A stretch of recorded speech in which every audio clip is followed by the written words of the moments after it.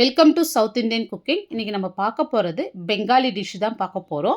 தக்காளி பர்த்தா. இப்போ சமைக்கிறதுக்கே ரொம்ப சோம்பேறியாக இருக்குது, சமைக்கிறதுக்கு மூடே இல்லைன்னா டக்குன்னு இந்த தக்காளி பர்த்தா பண்ணி பாருங்கள். இதோட ஒரு அப்பளம் வச்சுன்னு சாப்பிட்டிங்கன்னா ரொம்ப சூப்பராக இருக்கும். இப்போ இதை செய்யறதுக்கு இப்போ கடாய் வச்சுட்டு ஒரு 3 டேபிள் ஸ்பூன் எண்ணெய் சேர்த்துங்க, கொஞ்சம் தாராளமாகவும் சேர்த்துங்க. இப்போ இதில் ஒரு 20 பல் பூண்டு சேர்த்துட்டு நல்லா கோல்டன் ப்ரௌனாக மாறி வரணும். அது வரைக்கும் நல்லா மீடியம் ஃப்ளேம்லேயே வதக்கி எடுத்துக்கலாம். பாருங்கள், இந்த அளவுக்கு நல்ல கலர் மாதிரி வந்ததும் இது கூட கொஞ்சமாக கருவேப்பிலை சேர்த்துங்க. கருவேப்பிலை ஆப்ஷனல் தான். கருவேப்பிலை சேர்க்க சொல்ல நல்ல வாசனையாக இருக்கும். இப்போ கருவேப்பிலை சேர்த்துட்டு நல்ல கலர் மாதிரி வந்ததும் எண்ணெய் வடிச்சிட்டு எடுத்துக்கலாம். இப்போ இதே எண்ணெயில் நான் ஒரு 7லேருந்து 8 காஞ்ச மிளகாய் எடுத்துருக்கேன். உங்கள் காரத்துக்கு தகுந்த மாதிரி நீங்கள் சேர்த்துங்க. இப்போ இந்த மிளகாய் நல்ல கலர் மாதிரி வரட்டும். ஃப்ளேம் மீடியமாகவே இருக்கட்டுங்க. இப்போ பாருங்கள், இந்த அளவுக்கு கலர் மாதிரி வந்ததும் நம்ம எடுத்துடலாம். ஒரு மீடியம் சைஸில் 3 வெங்காயம் எடுத்து நீல வாக்கில் நல்லா மெலிசாக கட் பண்ணிவிட்டு இதோடு சேர்த்துங்க. இப்போ இந்த கலர் மாதிரி நல்லா வதங்கி வரணும். இது சீக்கிரமாக வதங்கிறதுக்கு கொஞ்சமாக உப்பு சேர்த்துட்டு வதக்கி விட்டுங்க. பாருங்கள், இந்த அளவுக்கு நல்ல கலர் மாதிரி வந்திருக்கு. இன்னுமே நல்ல கலர் மாதிரி வரணும்.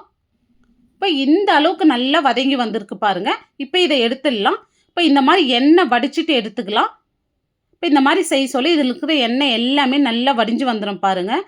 இப்போ இதை எடுத்துடலாம். இப்போ நீங்கள் ரொம்ப கலர் மாதிரி எடுத்தீங்கன்னா கசப்பு வந்துடுங்க. இந்த அளவுக்கு வந்ததுமே எடுத்துருங்க. இப்போ மீடியம் சைஸில் 2 தக்காளி எடுத்து கட் பண்ணி வச்சுருக்கேன். இப்போ இந்த தக்காளி சேர்த்துடலாம். இப்போ இந்த எண்ணெயிலேயே நம்ம சேர்த்துடலாம். எக்ஸ்ட்ரா ஆயிலெலாம் எதுவுமே சேர்க்க வேணாம். அதே எண்ணெயில் சேர்த்துட்டு இப்போ மூடி போட்டு விடுங்க, நல்லா வேகட்டும். இப்போ இந்த அளவுக்கு வெந்தது. இப்போ நம்ம திருப்பி விட்டுக்கலாம். இப்போ இந்த மாதிரி திருப்பி விட்டு நல்ல கலர் மாதிரி வரணும். பாருங்கள், இந்த அளவுக்கு நல்ல கலர் மாதிரி வெந்திருக்கு. இப்போ நம்ம இதையும் எடுத்துடலாம். இப்போ இது எல்லாமே நல்லா ஆறட்டும். இது நல்லா ஆறின பிறகு இப்போ தக்காளி இருக்கிற தோல் எல்லாமே நம்ம ரிமூவ் பண்ணிடலாங்க. உங்களுக்கு வேணான்னா நீங்கள் அப்படியே கூட சேர்த்துக்கலாம். நான் ரிமூவ் பண்ணிடுறேன். இப்போ இது எல்லாமே நம்ம கையை வச்சு தான் பிசைந்து எடுத்துக்க போகிறோம். நீங்கள் இதுக்கு பதில் மிக்சியில் சேர்த்து கூட பல்ஸில் 2 பல்ஸ் போட்டு எடுத்துக்கலாம். ஆனால் டேஸ்ட் கையில் பிசைந்து எடுக்கிற மாதிரி டேஸ்ட் வராதுங்க. இப்போ பாருங்கள், ஃபஸ்ட்டு நான் மிளகாய், பூண்டு, வெங்காயம் எல்லாமே சேர்த்து இந்த மாதிரி நல்லா கையிலே பிசைந்து விட்டுக்கினேன். இப்போ இந்த மாதிரி பிசைந்த பிறகு இப்போ நம்ம தக்காளி சேர்த்து நம்ம பிசைந்து எடுத்துக்கலாம். இப்போ இதோடு நல்லா பொடியாக நறுக்குன கொத்தமல்லி சேர்த்துடலாம். இப்போ உப்பு சேர்த்துக்கலாம். ஃபஸ்ட்டு உப்பு வெங்காயம் வதங்க சொல்ல கொஞ்சமாக சேர்த்தோம். இப்போ கொஞ்சம் உப்பு சேர்த்துக்கலாம். இப்போ ஒரு 50 கிராம் சின்ன வெங்காயம் எடுத்து மெலிசாக கட் பண்ணிவிட்டு இந்த இடத்துல சேர்த்துங்க. இந்த சேர்க்க சொல்ல டேஸ்ட்டு ரொம்பவே சூப்பராக இருக்கும். இப்போ நான் செஞ்சுருக்கிற அளவு 3 பேர் தாராளமாக சாப்பிட்லாங்க. இப்போ தக்காளி பர்த்தா ரொம்பவே சிம்பிளாக சூப்பராக பண்ணியிருக்கோம். இதை ரைஸோடு வச்சு சாப்பிட்றதுக்கு ரொம்பவே அல்டிமேட்டாக இருக்குங்க. வேணும்னா இதோட நீங்கள் அப்பளம் வச்சு சாப்பிட்டு பாருங்கள், ரொம்ப சூப்பராக இருக்கும். அப்படியே சாப்பிட்றதுக்கும் ரொம்பவே சூப்பராக இருக்குங்க.